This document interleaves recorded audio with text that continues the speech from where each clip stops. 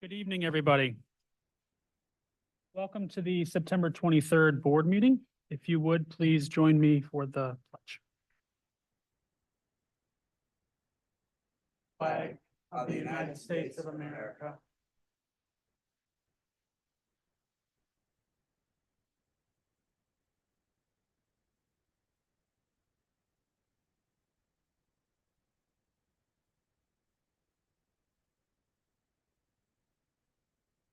I'd like to hold a moment of silence for the following individuals.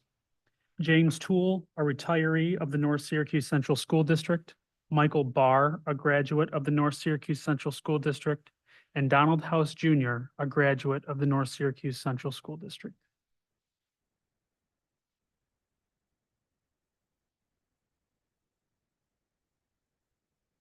Thank you. First on presentations this evening, we have Food Service Appreciation Week. So the North Syracuse Central School District food service staff have contributed to the health and educational development of our district's children by making nutritious breakfasts and lunches that help students improve grades, increase attention, reduce absence and tardy rates, and improve behavior. The food service staff continues to make positive changes in order to provide nutritional meals that meet the dietary guidelines for Americans and our dedicated group of professionals. Do I have a motion to declare the week of September 30th, 2024 through October 4th, 2024 as Food Service Appreciation Week to be celebrated with appropriate educational activities? Crabtree and all those in. I will read it, cut off on this. To finish off the proclamation, to honor the food service staff of the North Syracuse Central School District and their accomplishments on behalf of the children who attend our schools, I'm Michael Marizio, President of the Board of Education of the North Syracuse Central School District. On behalf of the board, express our deepest gratitude and proclaim the week of September 30th, 2024 through October 4th, 2024 as Food Service Appreciation Week to be celebrated with appropriate educational activities. All those in favor? Do we have anyone here from food service? No, I will make sure that we get these to them. Our first BPT presentation this year is from KWS Bear Road.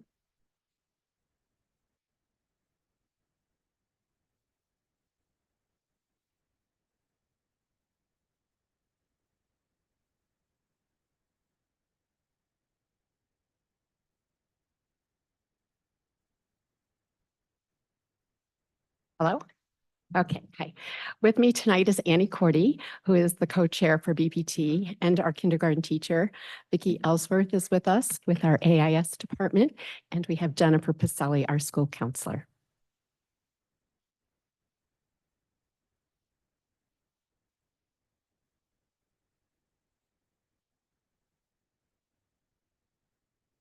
So this year, when this was published, we had 529 students, but as of today, we have 540, which is a plus of 5. We do have students that come in and out, so that number can change daily. Our instructional staff, we have 75, which is an increase of 12 from last year. 24% of our students have an IEP. 12 of our students are with us with our SCATE program. 5 of the 6 students are with us for the 614. Our free and reduced percentage went up just under 1.5% at 43.55, and our transient numbers have gone way down with 26 in and 29 out. All of us are involved in reviewing our mission and vision statement, and our building planning team, along with our faculty, looks at this every year. So our mission is to build a solid foundation for learning by supporting each other in achieving our full potential, where everyone is a valued member of our KWS Bear Road Elementary community. And how do we do that? We do that through our vision. Our collaborative teams, differentiation model, social emotional climate ensures that all members of the KWS Bear Road Elementary community will reach their full potential and feel that they are valued members of the community because together, everyone learns and succeeds. our strategic plan. So data-driven instruction, followed by progress monitoring, followed by monitoring and adjusting.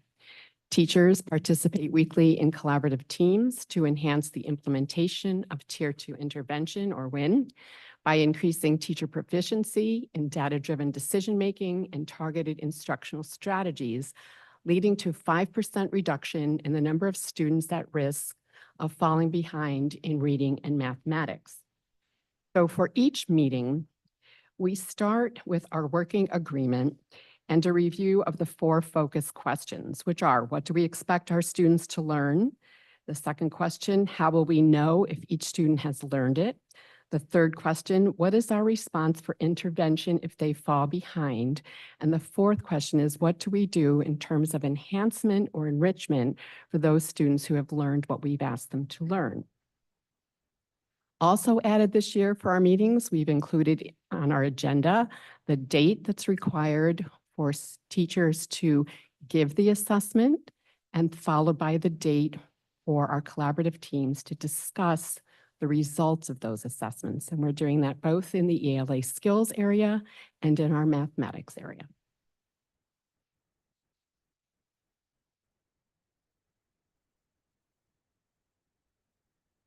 Okay, we're going to reduce our building chronic absenteeism from 17 to 15%. And we're going to do this with teachers are sharing our attendance matters handouts that went out during open house and will also go out at the midpoint of the year. Teachers are contacting families with attendance concerns. A positive incentive to encourage all of our students to come to school every day. Positive comments to children from school staff and good attendance, attendance incentives and monthly recognition, as well as weekly recognition for perfect attendance on our morning announcement. This is our positively perfect attendance bulletin board. And what is it depicting is each month, each classroom has a list of the students that came to school every day for the entire month, and it changes month.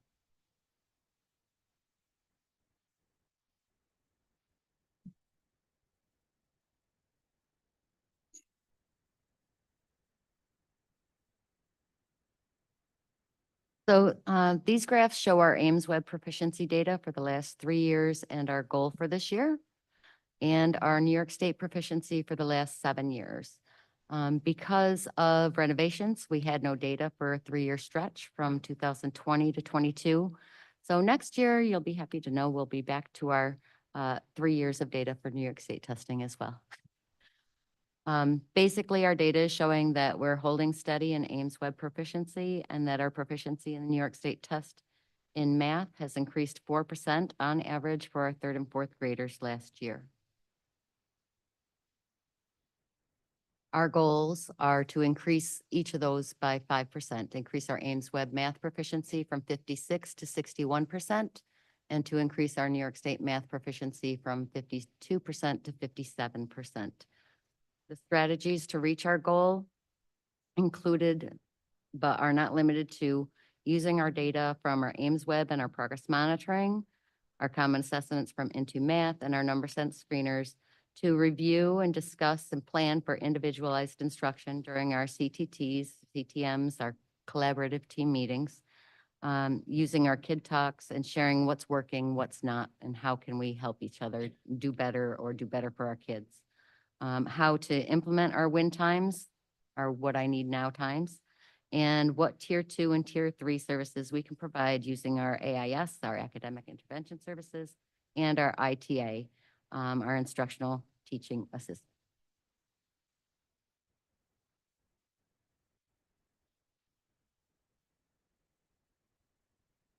These graphs, again, are showing our proficiency over time in our Ames Web and our New York State data. Our Ames Web data, again, shows how we're holding steady. Our New York State data shows an 8% increase in proficiency on average for our 3rd and 4th graders last year. Our reading goals, again, are to increase those percentages each by 5%. Our Ames Web proficiency from 47 to 52%, and our New York State ELA proficiency from 33 to 38%.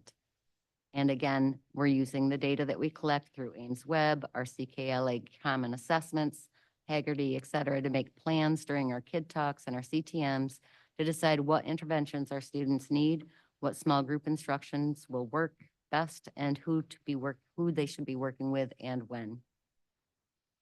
And I would also like to take a minute to discuss some information about our graphs and our data that we present here at the board meetings. In my opinion, the data that we present really isn't the best representation of the growth that is happening in our building. If you've ever taken a statistics class, and even if you haven't, you've probably all heard of that famous bell curve. Well, that information that we present in our slides here are always showing that second half of the bell curve for the building as a whole. But it is never truly going to show you the growth of each of the groups, of the cohorts of the students that the students are making. Because year to year, you're comparing different groups of students. So if you look at each cohort from year to year, you will see the growth that is actually occurring. For example, if you look at last year's fourth graders, over the years, you will see the actual growth or decline that that cohort made. In kindergarten, we had no data because it was their COVID year. In first grade, at the end of the year, and our spring Ames Web data showed that 36% of that cohort were proficient in ELA. In second grade, that same cohort, that same group of students showed that 59% of that cohort was now proficient, a 23% increase in proficiency. In third grade, it showed that only 46% were proficient, a 13% decrease. Why that decrease? Well, potentially because it was our first year implementing our new reading program. Maybe because third grade is notorious for upping the ante in the curriculum areas. It's something that should be looked at. But in fourth grade, the data shows that that same cohort has grown to 62% proficiency, a 16% increase again. So I just want you all to realize that there is more growth happening in our buildings. And I would assume across all the buildings in our district than what you're actually seeing here in our quick overviews. And I believe Mrs. Cams also would like to share some information about our state data. So we've recently received that information, and I want to give you a similar example for the state data. So if you take a look at last year's fourth grade, when they were in third grade in 22-23, their proficiency rate in ELA was 19%. When they finished fourth grade with us, their proficiency rate was 35%, which is a 16% growth. In math, in 22-23, those same fourth graders, the proficiency rate was 36%, and by the time they finished fourth grade, it was 64%, which is a 28% increase in proficiency. And I am very proud of the faculty, including the AIS staff, as well as all of our teachers who have worked very hard to get those scores up. Going forward, our challenge is going to be trying to get every student who's eligible for AIS into the program. We hope that as time goes on, as our students achieve, they will come out of AIS no longer needing it, and so we can get some other students in, because right now we cannot fit all of the eligible students in our sections.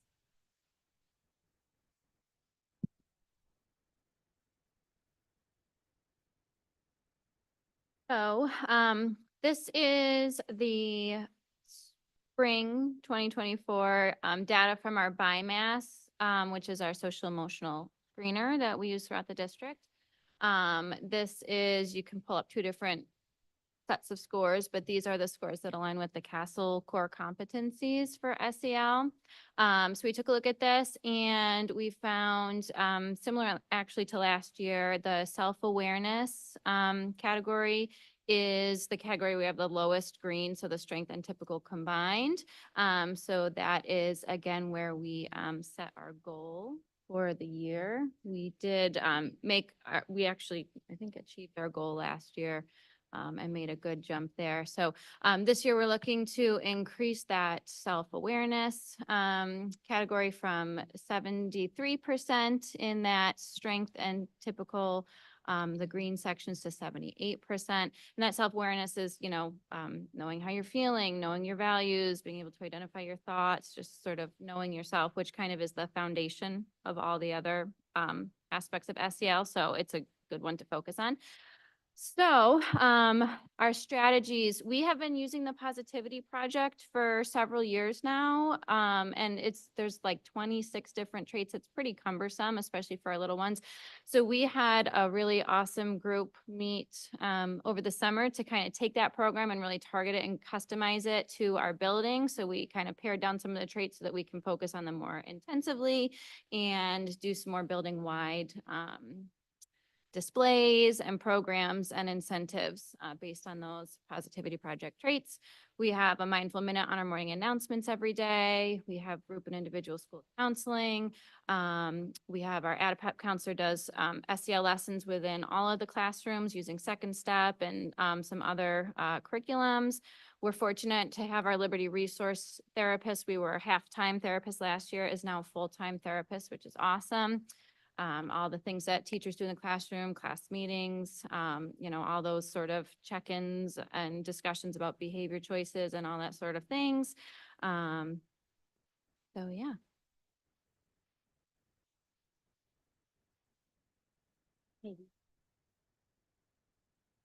Our CKLA unit celebrations, for example, in kindergarten, we have a Kings and Queens unit, so we have a nice little parade party with that.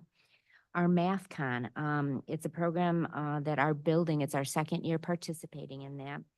And we had 26 students from Bear Road. And out of the top 10 of those students, 5 of them were from Bear Road. We have our community outreach program, which is our Mitten Tree. We had a Golisano donation drive this year and our Heart Challenge. We have PTO-sponsored field trips, after-school enrichment programs presented by the PTO, and family fun nights.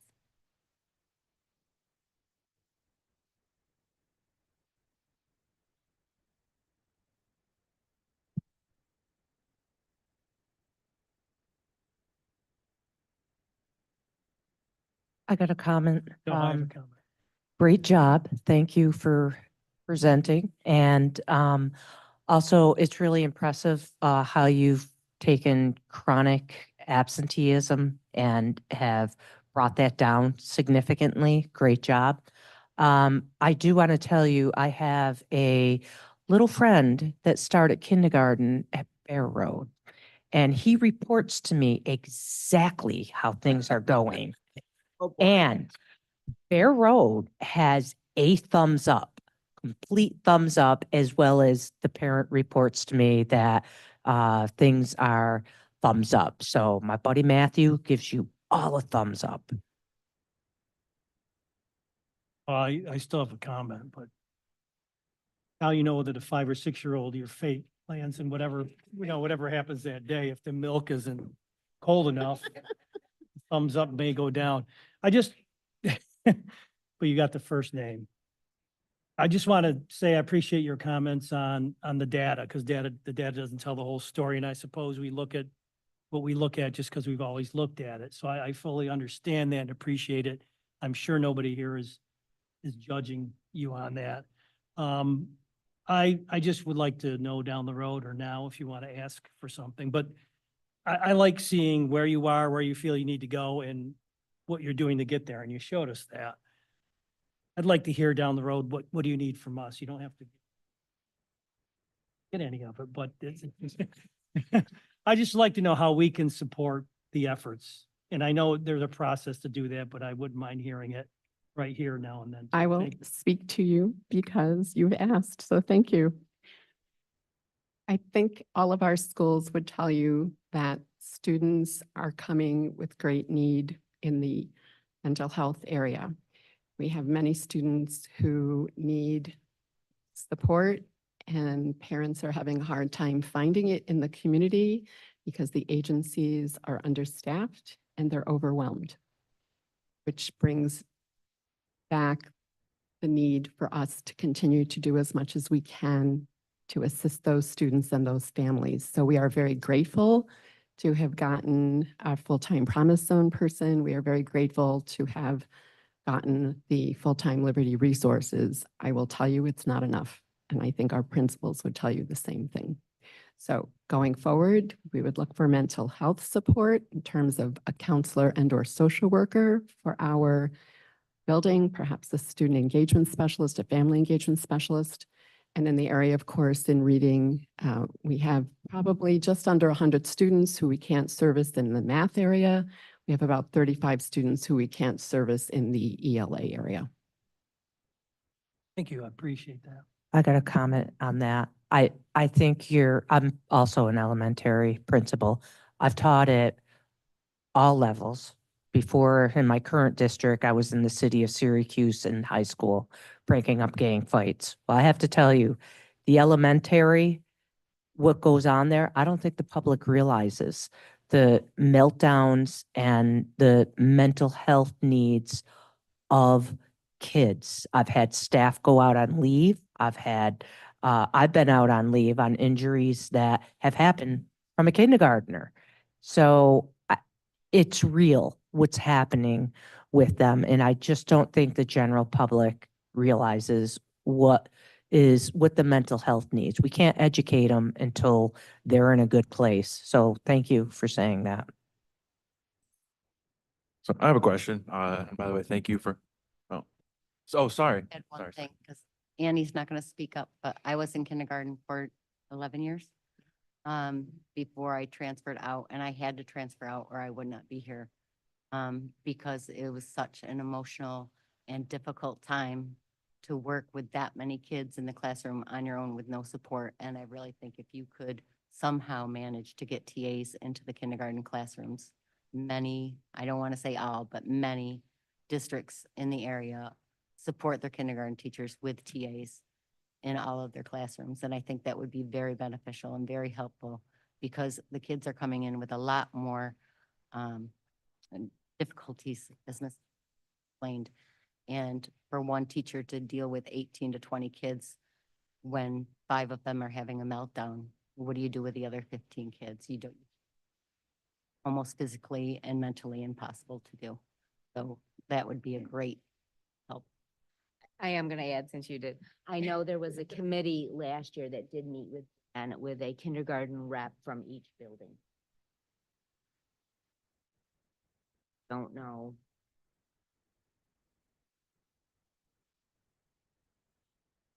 And that was the number one concern. I don't know if Mr. Shito is going to continue. Sorry.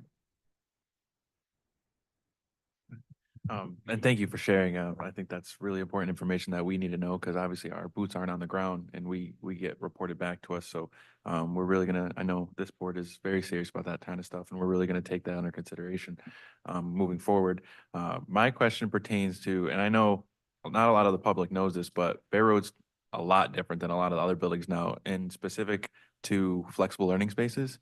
I'm just curious on, because obviously I've never been there day to day. I'd like to know how like those are being used and like like in the middle of the quad, how that's being used and just how kind of the capital project has gone with students being in the building.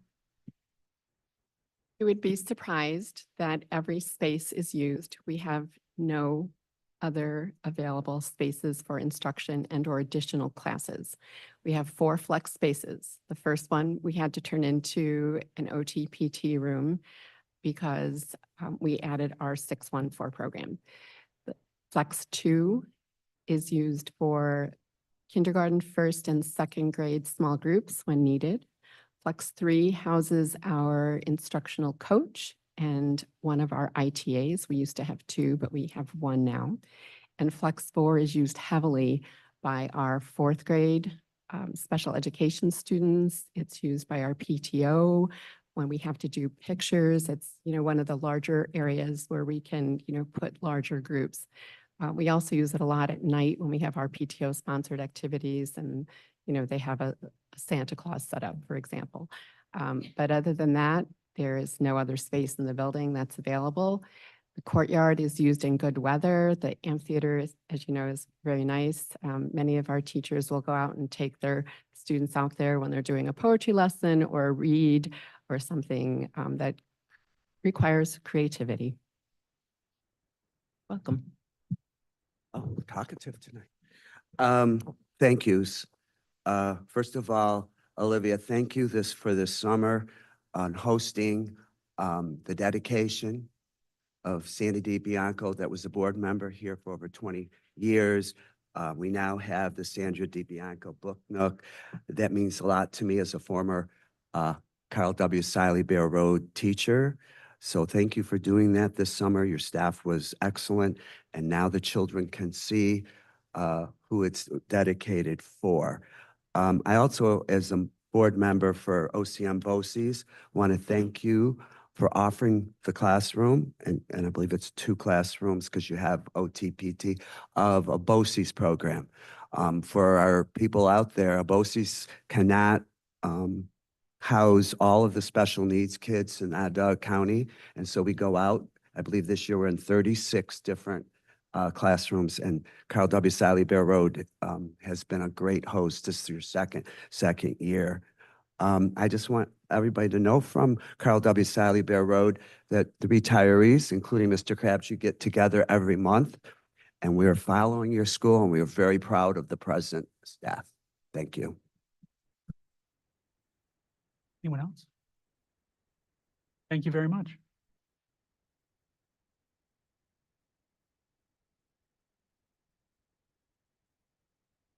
Okay, next up, we have Roxborough Road Elementary School.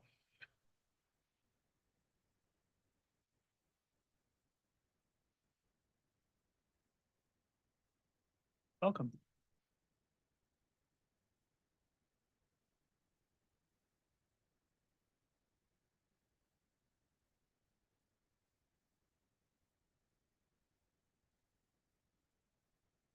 Good evening, everybody. Thank you for giving us a few minutes of your time tonight. Joining me tonight to present are Sandy Thorne and Tracy Buffa, 2 members of our Reading AIS department.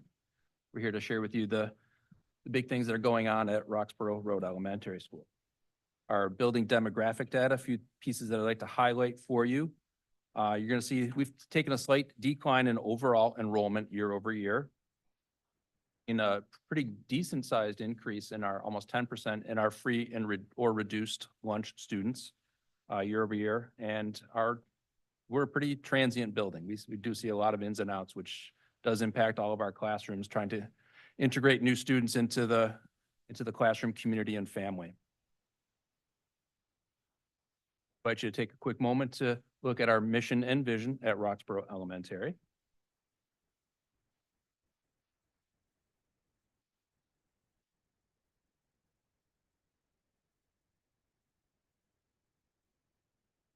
To help us meet the strategic plan goal of multi-tiered system of support, we continue to focus on utilizing or implementing collaborative team time or team meetings throughout our building at the K4 level.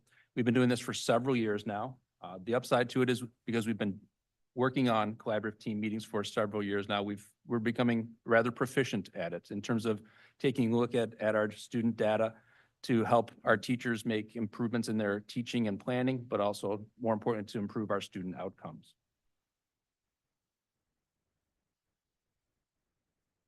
One area that we really are trying to focus on heavily at Roxborough is supporting student high school graduation rates, or in this case, chronic absenteeism. Continues to be a focus area for us. Unfortunately, last year we saw a 1% increase year over year with students being chronically absent. Our goal this year is aggressive, but we're going to try to decrease our chronic absenteeism by 9.5% to bring us down to the 17.5% mark. And one of the big strategies that we're trying to implement new this year is working towards becoming a community school. The concept of community schooling really helps us to foster positive connections and relationships with our families in the school community. And we hopefully will be able to leverage those relationships to figure out what the barriers are and overcome the barriers that is contributing to such a high rate of chronic absenteeism. So we're really diving into that piece and working towards the concept at Roxborough. As you can see, is our reading data. In the spring, we actually met the goal that we had set last year. Our goal had been 38 and we 38.6. Our goal for next year is 45. Once again, it's a little aggressive and we're hoping and then on their state ELA proficiency. We had some decent growth there as well for our students, and we are hoping to hit the 25% proficiency range. CKLA is definitely contributing to some of the success with the strong science and reading background that brings us. Oh, sorry.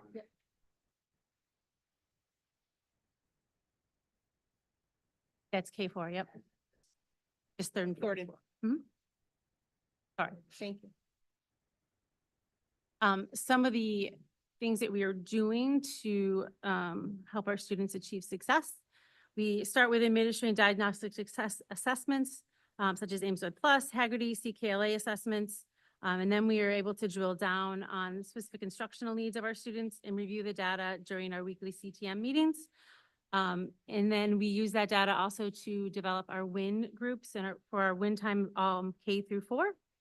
And students are then put in targeted intervention groups across the grade level so that we can meet those needs of every learner.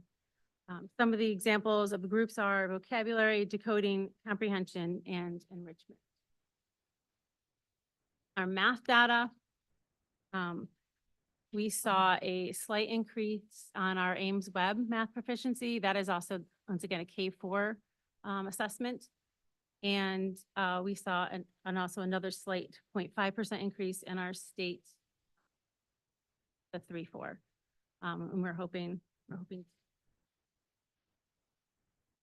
some of the things that we're using to our goals is we once again use the common assessments and review that data during our weekly CTM meetings. Our students have personal achievement goals based on their achievements on those assessments. And AAS supports in 1 through 4 math instruction.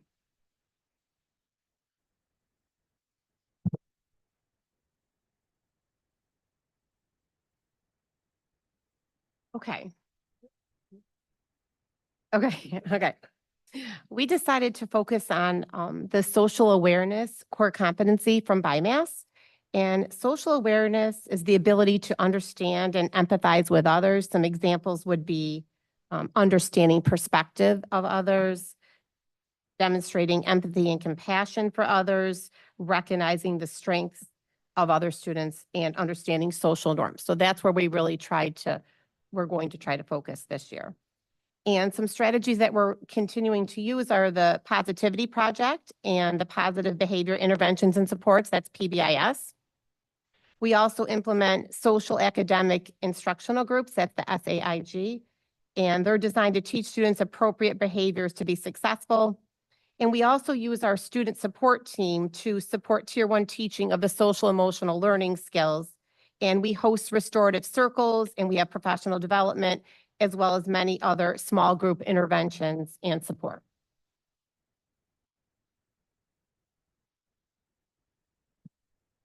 At Roxborough, we are very lucky, grateful, and blessed to have amazing support from our community. A few things I'd like to highlight, but the first thing is Alexis Williams-Beck's advanced woodworking students up at the high school completed a Book Van Gogh community outreach project, and they actually made a bookshelf. And they said to her, can we make a bookshelf for Roxborough Road Elementary? Because it was their alma mater and they wanted to give back to us. So that bookshelf they came over and they brought it to us, and it's outside of our library. So just the fact that they decided to do that on their own really touched our hearts because, like I said, we're so thankful, grateful, and blessed to have such support.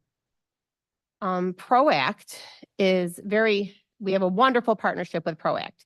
They donate school supplies, they donate to our food pantry, they come in and they do guest reading, and they even attended our awards ceremony at the end of the school year last year.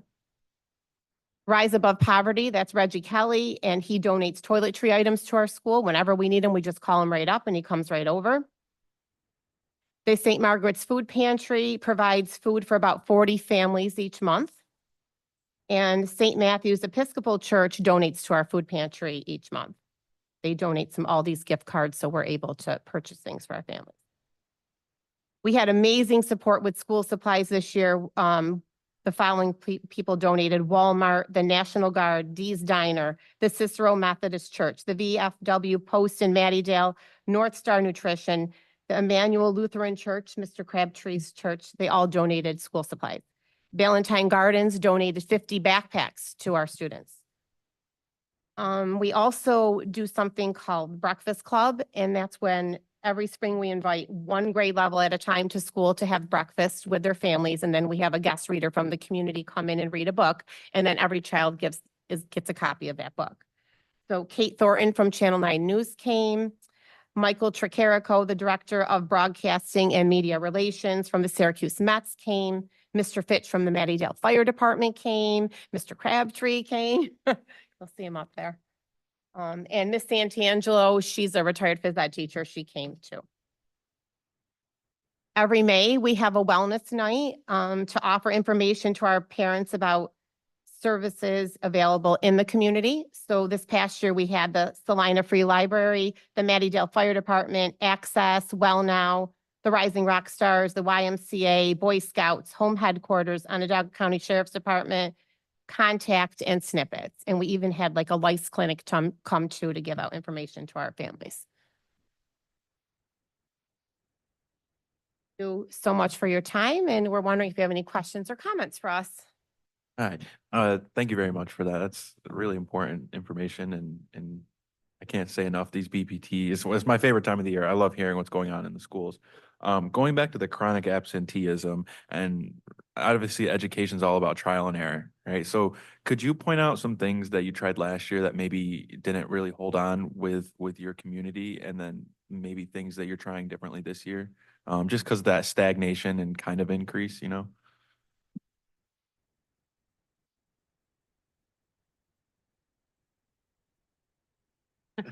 Well, I think Mr. No, somebody came to the breakfast. Oh, it was Mr. Lake. Yes, Mr. Bowles. Mr. Bowles. We had perfect attendance breakfasts every couple of months. So any child that received perfect attendance came to school in the morning and had breakfast with their family. For And- trimester. Yeah, we did it like per trimester. So we gave them an award, and we kind of made a little slideshow so their parents could see that. So I'm telling you, we were working hard. We were really believing that it was going to go down.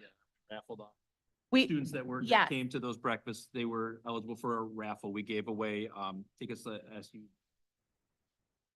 Of, what is it, ice cream? Ice cream From Big from Dip Big- and Big some other local places. So we put together, hopefully to incentive, want to get students to come, hey, maybe, I'll be lucky enough, fortunate enough to raffle. And when we knock on doors, we try Uh-huh. to drive students to school. We get time to help gather students. Kind of struggle for us. And now with this, because stats, like somebody said, stats are hard to read sometimes. Could you see like a difference, like if it's just a cohort of fourth grade and then they exit the school, or is it like a school-wide thing? Actually, Donna Marie did a plot for us because we're interested if like certain areas of our community are. Like we added a bus for the apartment kids, so they're now bused, they don't have to walk. So we wanted to see if that made a difference in. Made a difference, but we still see We're a still- large yeah. cluster of students.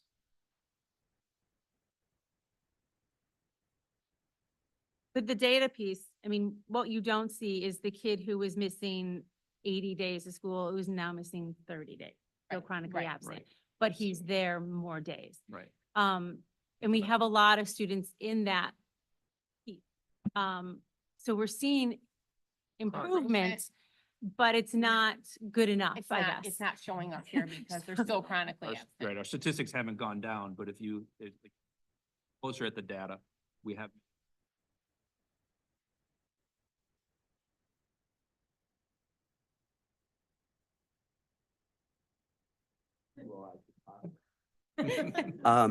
One of the things, and I know they do something special, there is a problem in this district with half days. I know it went back when I was a teacher, certain students in my room never came to school on half days. It has to do with babysitting and so forth. This school, all the schools struggle with that. And so when we have these half days, we have one coming up, you're going to see absenteeism. This school does more than any other school in our district. She could go on and on and on and talk about what they do to get kids to come to school. But if a parent decides, I can't get a babysitter, I have to go to work, I have nobody to meet my child when they come home at 12 o'clock. That's a big problem. This district needs to look at that. I know, Xavier, you talked about community schools. This is a plus for our district. When we got this grant, both Roxborough Road Elementary and Middle School, this is awesome. I don't know how the teachers teach all day and then they offer themselves after school to do basketball or to do tutoring or whatever. It is an amazing, they get food, they get personal goods and so forth. A question I have, and I guess I should give it to Jamie Sullivan, but I'll give it to you. This is the what year for the new math series? Is it 3 or 4? So 4. So we're really starting to see growth now because we kept this program. And I know Paul, he's shaking his head because that's one thing he likes to talk about. And reading, is that your second or third? Second full year of that. Second, so we're going to see, letting these programs develop with, I've heard a lot about the letters program from other school districts. But the thing I really want to talk about is your people that are back there. Look how many people always come to support their principal and their building planning team. They are a team from day one all the way through. They come every year to support. It is a great school. Keep up the good work. Quick comment. Thank you. You did a great job with the presentation. Thanks for what you're doing for the kids. I'll just put the plug in for Positivity Project. I think it is it's made by teachers for teachers. I really think that it drives home those essential values that we want kids to have. So again, keep doing what you're doing. Thank you. Want to make one more comment that our special areas team on those half days, they have half day huddles. So that's really exciting time. We all get together and do. Guys get that all too on the half day to try to get the kids to come to school. We often put a breakfast club on a half day so the parents sign up. So we do that as well for the attendance piece. Yeah, I put myself in a position where I have to ask a question now because, I'll have to word it differently because I got Mr. Keegan over here shuddering because I got a big, long budget list when I asked the last question. What can we do for you? Short of getting Heather a new car or something, which is not where I was going. Well, not a car. That's great. And, Mr. Crabtree crystallized my thoughts eloquently because your family's here and they're always here. And it's a special group of people because I think for the most part, they choose to stay Roxborough Road Elementary. So my wording will be just what can we do for you? What can we do to support you as you go forward? Well, the Echo Bear Road kindergarten support, 100%. I mean, we have, I tried to work around getting it, but I understand. yeah, that. I mean, Yeah, it's just, It's important. I want to hear this. I don't mean to talk over you, but I'm a little worried about, I'm always worried about the budget year, but 25, 26, they're rewriting the foundation aid formula. And everybody says it's going to be different this year, but I've heard that before, and it seems like schools like us and schools in this area get the short end of the stick. So that I throw that out there because that's the reality that kind of hangs over us as a cloud. But I do want to hear, as Xavier said, the people on the ground, what is it you think best would help your mission?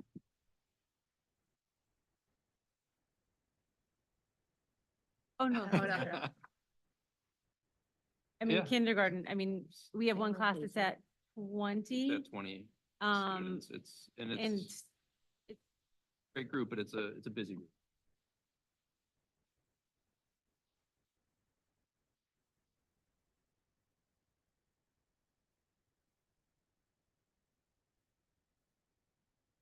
But Olivia had said are coming with greater level of need, whether it be academic for sure, but also the social.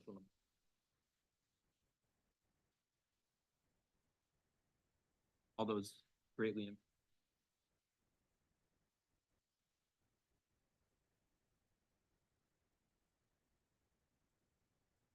I will make an additional comment about kindergarten. I always refer to kindergarten as my box of chocolates because you never know what you're going to get. You have 20 kids, you have one eloper in the class. What one teacher, what are you going to do? I mean, I agree with you that TAs are needed. I actually, for the first month of school, any class that doesn't have TAs in them due to, if they happen to have kids with special needs in there, I temporarily have TAs in there because I don't know who, we phase them out after, the next couple of weeks. Some you're not able to. You have a runner, you have someone who's melting down, evacuating the classroom. I mean, it's one adult is just not feasible for 4 and 5-year-olds. But anyways, And I don't mean to be the redundant one, but I mean, just going back to kindergarten, like I substitute taught in Beeville for a couple years, and I remember doing the elementary schools, and they said, all right, what class am I in? And they're like, you're just going to rotate kindergarten classes. And I have never been more tired in my entire life mentally than rotating the classes because it would just like Beth said, you get that one student and the whole like it just derails the whole day. And for those who have never been in a kindergarten class, it's so intense. It's not what the public thinks it is.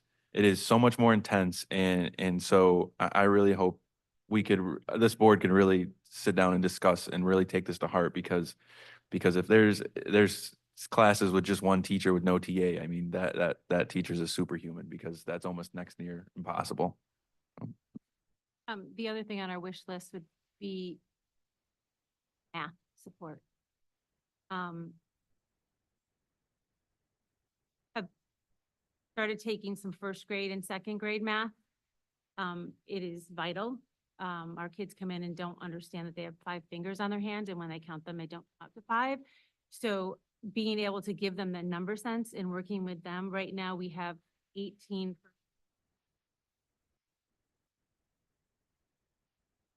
Have probably another 30 in each grade. Number sense just isn't there. So if we don't support them early on, passing that state assessment in 3rd and 4th grade becomes possible. Almost impossible, right.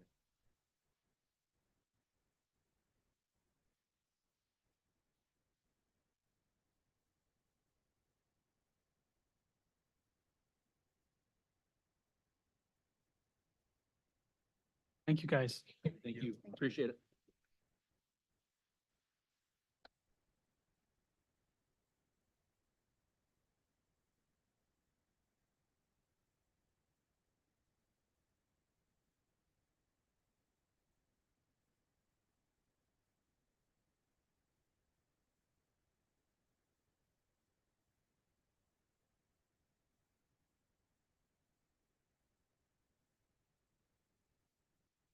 Okay, next up, we have our comments from the audience section.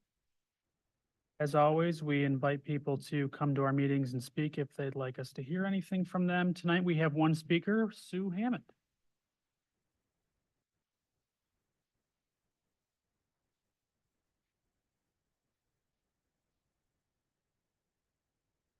How are you, Sue?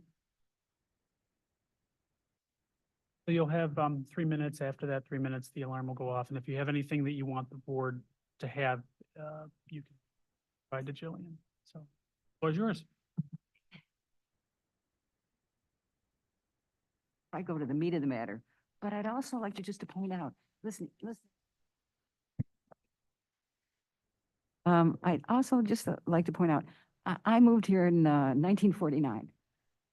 Okay, so I've been to a lot of the school system. When I came to school here, and I'm going to say kindergarten was in the basement of the Baptist church. The first grade was, I think in one of those one-room buildings, which isn't even there anymore. Second grade was here at Pitcher Hill. By third grade, I was in the basement of the Wasson Building. And fourth, fifth, and sixth grade, it was at Main Street. So none of those schools exist anymore. So, you know, I just some sort of a background that I'm a homie, okay? So I've been here, and my Hammond has owned this house ever since it was built. So I believe in the school system. I believe in all of us need to pay for the education for the next generation, because they're going to be the ones that hopefully are going to be taking care of us old folks. Okay, which is where I am right now. I'm 77 and I'm on a fixed income Social Security. All right, and a fixed defined benefit pension, retired from working in a hospital for 20 some odd years. And as I haven't come to school board meetings because I don't have kids. And so I figured it's up to the parents and the kids to decide, you know, what should be in the budget. You know, I'm not going to say no. If that's what they want, okay. And that's great. And you know, 3% or, you know, taxes keep going up every year. But, last year, my taxes, school taxes went up 49%. Okay, 49%. So, and,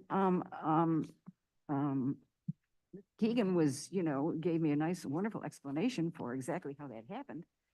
And one of the things the school board apparently has to, you know, to do with that is the senior citizens exemption.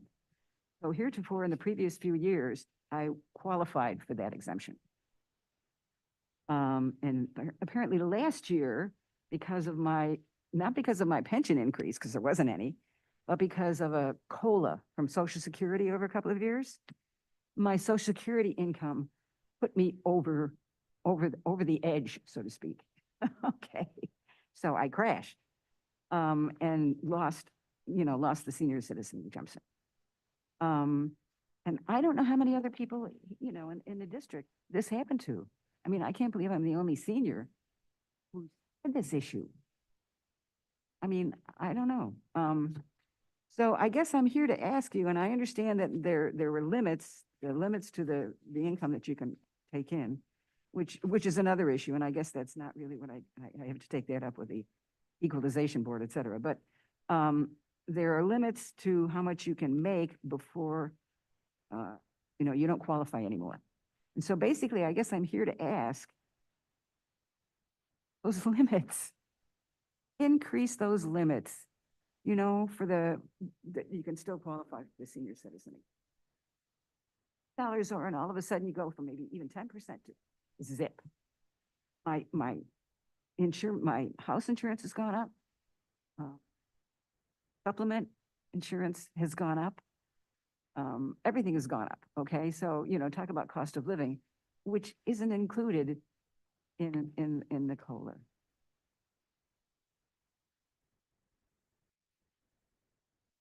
Stopping in and filling this. Okay, I'll be checking back with you to see.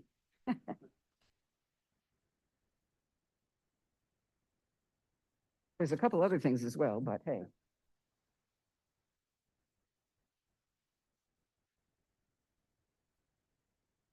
Hey.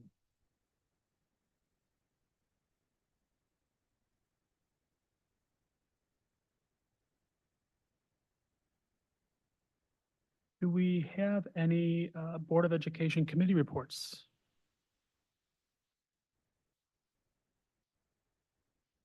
Our next and first meeting of the year is October 2nd. I will be out of town and Paul will too. So Matt is going to chair. I had a chance today to be with the Board of Regent Patrick Mannion, who's only been on the as the regent for 3 months, and he talked to us as retirees. But I also worked with Jeremy Belfield, who's superintendent of Lafayette. He represents all the superintendents in this area when it comes to legislate. So I want to put these things out so that Don will start looking at some of these things, which I think he has, and that the committee will start talking about these areas and also get some speakers. The very first one is the foundation aid, which the Rockefeller Institute will be giving a report in December. I am nervous because what I'm hearing is it's on enrollment. So if your enrollment is going down, we are not going to get the kind of foundation aid. That's what I picked up today. The governor is high on this enrollment. Cell phone ban. As you know, the governor has made plans to ban the cell phones. Well, it's been voted on. So how are we going to handle that in North Syracuse? I know, Xavier, how you feel about classroom temperature bills, okay? Where do we get the funding? I agree. You know, that first week of school was terrible, and I don't know how the kids, the teachers did whatever. But where are we going to get the money for that? So what do we have to do for the legislatures? Zero emission buses. You know what? 2027 is right around the corner. And how are we going to handle that? And the third thing, which just happened the other day in Syracuse with the Blue Ribbon Commission listening session, and I know John Carolla went to this, how are we going to have our graduates? What are they going to have to need to graduate? So I'm giving this to Matt to talk about in the legislature, but these are the things we're going to talk about this year. Okay, thank you.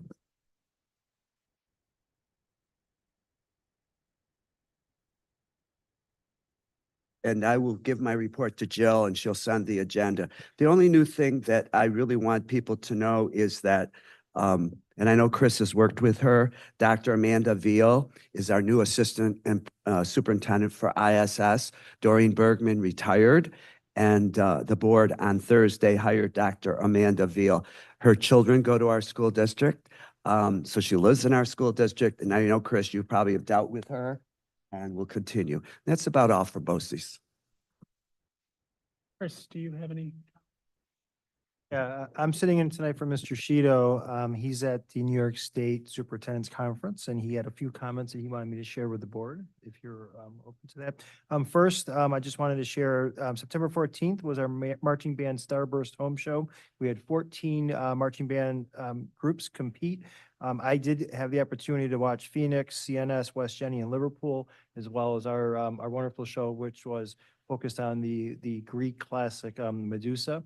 It was a wonderful evening, and I think what's most impressive is seeing the parent community and commitment to making this work, as well as the amount of community schools show to each other. When kids are excited to see other kids perform at a high level, and they're pointing things out, saying, wow, I love how they did this, or I love how I did that, I think we're getting it right. It was a wonderful home show, really excited, and the parents worked super hard. Lots of sunburns that day because parents showed up early, were supportive throughout, and I think despite the renovations at CNS. Mr. Shido did want me to share on Thursday, September 26th, CNS will be hosting a Micron roundtable with some local, state, federal officials, as well as CNS students, talk about the future of Micron here in Cicero, Clay, North Syracuse, how it'll impact us, and some of the opportunities that lie ahead. This is a very exciting week as my friend next to me sits here with her football jersey on. It's School Spirit Week, and today was Football Jersey Day. I saw lots of administrators, teachers, and students wearing it. One of our receptionists today came in this morning, and she had her Dallas Cowboys jerseys on. I'm not going to ask Mr. Baruti to comment. He's a Bills fan. He did take us off for the board meeting tonight. We're excited, but it's great to see it. Tomorrow is plaid. Then I believe they move on to, I think it's neon. I think Friday is. Friday is School Spirit. So it's neat. And on that topic, Friday night, we did host Liverpool. We didn't win the game, but there were hundreds of CNS students in the student section wearing red, white, and blue. And School Spirit is alive and well in North Syracuse, and that's really upcoming. We're really excited to see there will be on October 1st, Monday, October 1st, a college and trades fair at CNS to support all of our students and really looking at opportunities, whether it's academic pathways or career pathways in the trades. And as we all know, it's an exciting time in this region, both. So that's what I have to share. Thank you. Board comments. I actually have two. One's really quick, kind of goes on what Dr. Leahy was saying about the school spirit. I wasn't able to attend the game, but I saw pictures of that student section and my heart couldn't have been happier. I mean, I haven't seen a student section that size since I graduated. And that is saying something about the community we're building, about the young people we are molding into great citizens of our community. And to all the students who probably won't watch this, just go to the games. Even if we're having a down season in a sport, go to the games, show our school spirit. It really makes a difference, not only in our schools, but in our communities. It's huge. And the second thing I wanted to talk on was SEL. I've heard a lot of rumblings about how I've been going on all day how to say this, but there's been a lot of rumblings on schools need to stick to teaching our kids just the basics, just school. Well, clearly, we just heard from two buildings that it's not like that anymore. We need more SEL stuff. We're not teaching what a lot of people think we're teaching. SEL doesn't mean what a lot of people think SEL means. It is social and emotional learning. It is developing these young kids into great citizens who are well-rounded, not just school smart, but life smart. We are trying our best, but clearly we are falling short. Clearly we need more help. And so to anybody who thinks SEL is bad, or to anybody who thinks that we shouldn't be teaching their kids social emotional things, clearly that's not true. So I really want people to open their minds and really have an open heart to what we're trying to do for these kids, because social emotional learning isn't going away. It's only gonna get bigger. So I really hope everybody keeps that in the back of their minds. Thank you.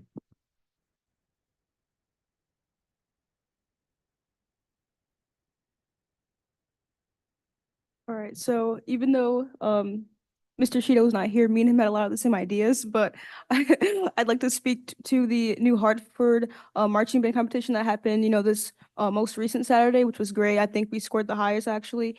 And I was also there at the Starburst competition volunteering with National Honor Society, and volunteers were great. I mean, a lot of people came there at 11, stayed until 7, just to see all the all the bands. And I don't think I've ever seen that many buses in one parking lot. Like the Aldi's parking lot was filled. So it's like, it's very nice to see like all the school spirit and just to see like so many talented kids, because like you sit next to people in class, you don't know that they're just like the superstar at some type of instrument or club or sport or anything. So yeah, let's speak to that. And then Spirit Week, we talked about that. Today is obviously Sports Apparel Day. I don't usually wear jerseys or anything like that, but and I want to talk about the club fair that's going to be happening. That I don't know if anyone's heard of it, but this week is going to be some clubs, student representatives that volunteered to represent their club. There's going to be tables like every single lunch. I know for me, I'm going to be a student representative for the Human Rights Club on Wednesday early lunch. And if you have a kid who goes to the school or anyone that's interested in getting involved, then that will be a great opportunity to do so every lunch. And I want to speak about the open house that's on Thursday at Cena's High School at 6 p.m. I'll be there volunteering. And if you're a current student or a parent and you want to meet your kids' teachers, or maybe you're a student coming in next year, it's a great opportunity to get accustomed to the building. So that's definitely something to put in people's ear and stuff. And yeah, the College and Trades Fair on October 1st, 6:30 to 8 p.m. And some of the schools represented there is, Alfred State, Upstate Medical University, Ithaca College, SUNY Plattsburgh, and there's also representatives from the trades. So for example, like the IBW apprenticeship. And, so if you have someone in your life who's a junior or senior, they don't really know where they're applying to or where they're going, I feel like that's a great opportunity to kind of show up and kind of, talk to people, look around and find a place of just find where you want to go pretty much. So that's all I have. Thank you. All right, moving on to routine action items. Do I have a motion to put routine action item A, the approval of the minutes of September 9th before us? Mr. Crabbe? Any questions? All those? Do I have a motion to place B, C, and D, consideration of classification of students before us? Beth, Paul? Any questions? Favor? Okay. And declaration of marketable and non-marketable surplus. Do I have a motion to place that before? Paul, Amanda, any questions? All those in favor? Discussion action items. A resolution for the certification of lead evaluators for principals. Do I have a motion to approve the resolution? Xavier, Mark?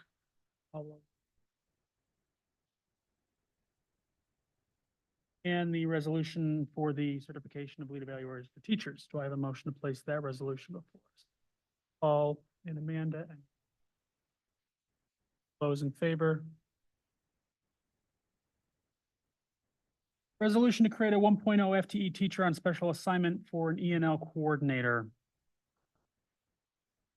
Information about this in the Friday letter. Anyone want to place that before us? Xavier, any questions or comments? All those in favor? Resolution to create a unified basketball coach position at CNS High School.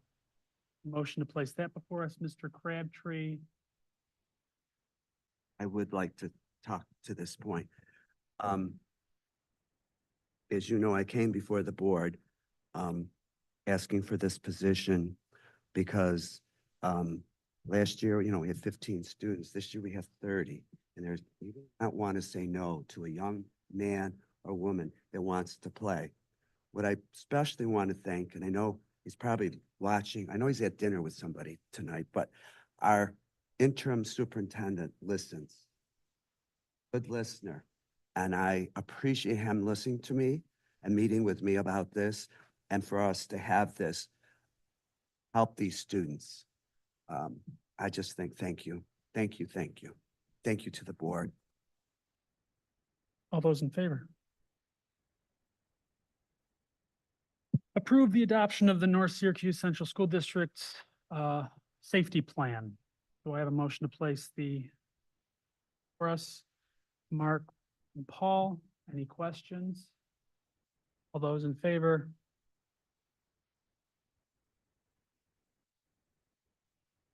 Resolution to enter into a energy performance contract. Do I have a motion to place that resolution before us? Xavier and Beth, any questions?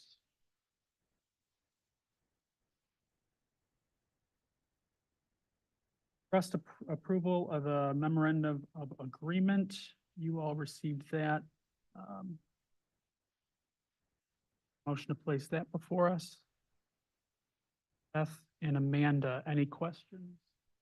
All those in favor?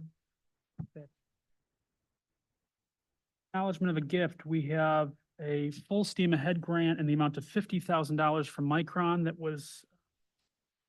went through the NSCF for the first Lego League teams in our middle schools and to create mobile STEAM kits for our elementary schools. Do I have a motion to accept that gift?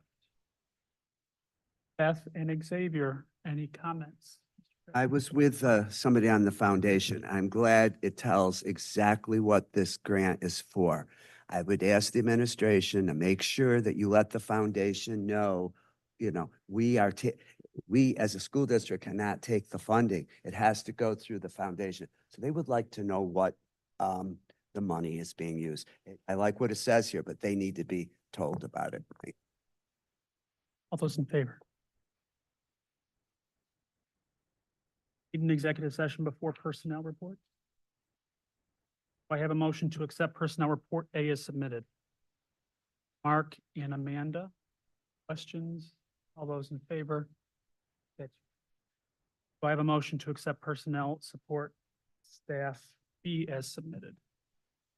Beth and Paul, all those in favor? Personnel report C, do I have a motion to accept that as submitted? Matt and Xavier, all those in favor? Just a quick comment. Do we have a list of tenure dates for administration? I know that there were some on here, but that's Wanna not see inclusive. The calendar of how far. Yeah, of how far out we are on. Yeah. Okay. All those in favor?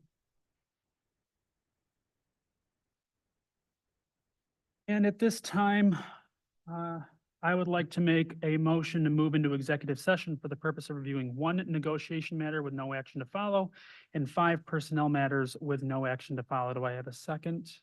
Amanda, all those in favor? That's unanimous. And do I have a motion to adjourn? Xavier, all those in favor? That's unanimous and we're adjourned. Thank you.